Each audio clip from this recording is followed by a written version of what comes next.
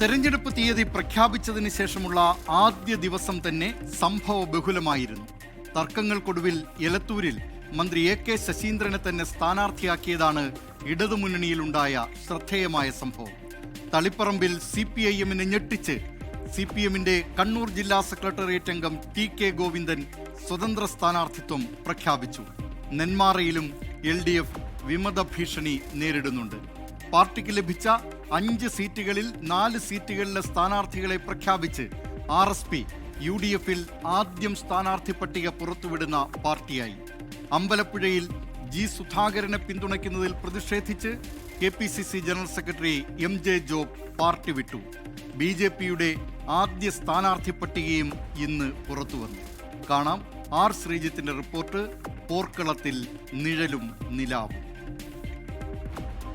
തിരഞ്ഞെടുപ്പ് ആവേശത്തിലേക്ക് അമർന്നു കഴിഞ്ഞ സംസ്ഥാനത്ത് ഇനി വരുന്ന ഓരോ ദിവസവും ഓരോ മണിക്കൂറും എന്തിന് ഓരോ മിനിറ്റും സംഭവബഹുലമായിരിക്കും. തീയതി പ്രഖ്യാപനത്തിന് പിന്നാലെ തന്നെ സ്ഥാനാർത്ഥി പട്ടിക പ്രഖ്യാപിച്ച LDF പ്രചരണ രംഗത്ത് നിറയുന്നതാണ് ഇന്നത്തെ പ്രധാന കാഴ്ച.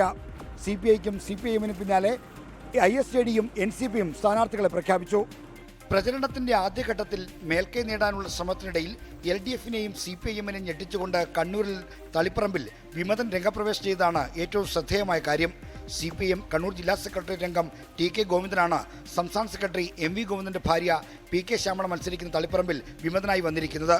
അമ്പലപ്പുഴയിൽ G. സുധാകരന്റെ സ്ഥാനാർത്ഥിത്വത്തിന് പിന്നാലെ പാർട്ടി കോട്ടയായ കണ്ണൂരിലും വിമത ഭീഷണി വന്നത് CPIM-ന് വലിയ പ്രതിസന്ധിയാണ്.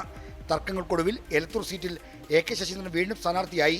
സംസ്ഥാനത്ത് തീരുമാനമാകാത്ത വിഷയത്തിൽ NCP ദേശീയ നേതൃത്വമാണ് പ്രഖ്യാപനം നടത്തിയത്. Kuttanad Thomas K. തോമസും മലപ്പുറത്ത് KT മുജീബും NCPക്ക് വേണ്ടി മത്സരിക്കും. ISJD-യുടെ സ്ഥാനാർത്ഥികളെയും ഇന്ന് പ്രഖ്യാപിച്ചു. ചിറ്റൂരിൽ മുരുകദാസും തിരുവല്ലയിൽ മാത്യു T. തോമസും എറണാകുളത്ത് സാബു ജോർജും സ്ഥാനാർത്ഥികളാകും. പാർട്ടിക്ക് ലഭിച്ച കോവളത്തെ സ്ഥാനാർത്ഥിയെ നാളെ പ്രഖ്യാപിക്കും. ജനതാദൾ എസ് ബന്ധത്തിൽ നിന്ന് വിടുതൽ നേടിയ ISJD-യുടെ പുതിയ ചിഹ്നം മോതിരമാണ്. കുന്നത്തൂർ സീറ്റ് കോവൂർ കുഞ്ഞുമോനത്തിന് നൽകാനുള്ള തീരുമാനവും ഇന്ന് പുറത്തു വന്നു.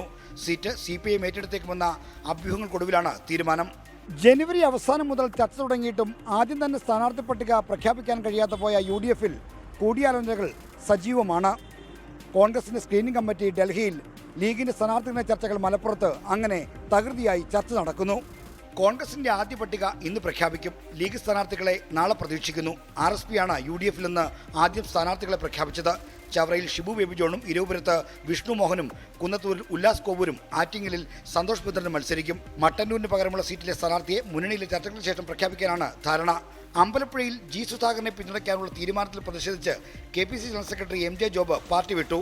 BJP-യുടെ ആദ്യഘട്ട സ്ഥാനാർത്ഥി പട്ടികയും ഇന്ന് പ്രഖ്യാപിച്ചു. 47-അംഗ പട്ടികയാണ് BJP പ്രഖ്യാപിച്ചിരിക്കുന്നത്. പാലക്കാട് ശോഭാ സുരേന്ദ്രനും തൃശൂരിൽ പത്മജ വേണുഗോപാലും നേമത്ത് രാജീവ് ചന്ദ്രശേഖറും കാഞ്ഞിരപ്പള്ളിയിൽ കേന്ദ്രമന്ത്രി അഡ്വക്കേറ്റ് ജോർജ് കുര്യനും പാലായിൽ ഷോൺ ജോർജും മത്സരിക്കും. കഴക്കൂട്ടത്ത് V. മുരളീധരനും വട്ടിയൂർക്കാവ് R. ശ്രീലേഖയും സ്ഥാനാർത്ഥികളാകും. വിമതശല്യം CPIM ഉൾപ്പെടെയുള്ള പ്രധാന പാർട്ടികളെ വലയ്ക്കുന്നതാണ് തിരഞ്ഞെടുപ്പ് കളത്തിൽ ഇന്ന് കണ്ട വലിയ ചിത്രം. ഇനി വരാൻ പോകുന്ന മണിക്കൂറുകൾ വിമതശല്യം എങ്ങനെ ഒഴിവാക്കാമെന്നതിൻ്റെ ഇടപെടലുകളായിരിക്കും നമ്മൾ കാണാൻ പോകുന്നത്. തിരുവനന്തപുരത്ത് നിന്ന് R. ശ്രീജിത്ത്, 24.